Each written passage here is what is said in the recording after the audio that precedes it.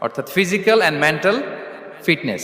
আর রিজিকের সর্বোত্তম স্তর হচ্ছে পুণ্যবান জীবন সঙ্গী এবং নেককার সন্তান, ফায়াস ওয়াইফ অ্যান্ড চিলড্রেন, সুবহানাল্লাহ ওয়া বিহামদিহি। আর রিজিকের পরিপূর্ণ স্তর হচ্ছে মহান আল্লাহ তাআলার সন্তুষ্টি, সেটা হচ্ছে রিদাল্লাহ, আল্লাহ তাআলার সন্তুষ্টি।